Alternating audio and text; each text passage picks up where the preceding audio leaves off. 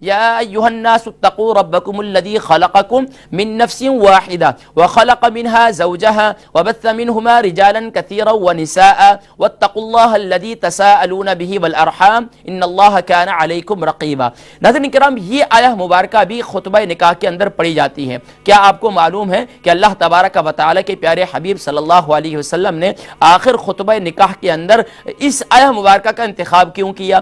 اگر برکت کے لیے خطبہ نکاح پڑھا جاتا، میں نے پچھلی دفعہ بھی ذکر کیا تھا، سورہ فاتحہ پڑھ دیتے، سورہ اخلاص پڑھ دیتے، آیت الکرسی پڑھ دیتے یا کوئی اور آیت پڑھ دیتے برکت کے لیے، لیکن اللہ کے نبی صلی اللہ علیہ وسلم نے خطبہ نکاح کو برکت کے لیے نہیں پڑھا، بلکہ اس میں دونوں خاندانوں کو، دونوں میاں بیوی کو پیغام دیا۔ اور کیا پیغام دیا؟ یا ایھا الناس اتقوا ربکم۔ دیکھیں، میں نے پہلے بھی ذکر کیا، دونوں پچھلی آیات کے اندر بھی اللہ تبارک و تعالی کے پیارے حبیب صلی اللہ علیہ وسلم نے اتقوا اللہ کے کلمات کا انتخاب کیا۔ کیوں؟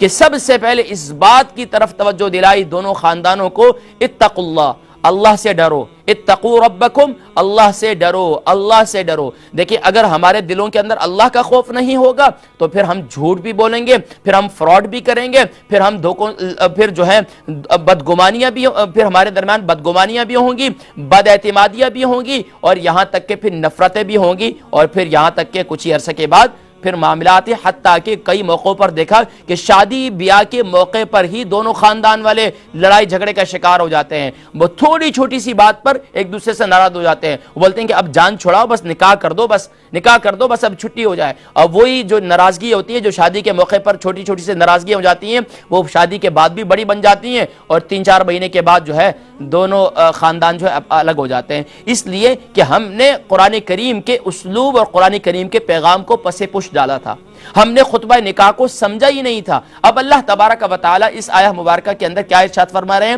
یا ایھا الناس اتقوا ربکم، اے انسانوں اللہ سے ڈرو، اتقوا ربکم، اپنے رب سے ڈرو۔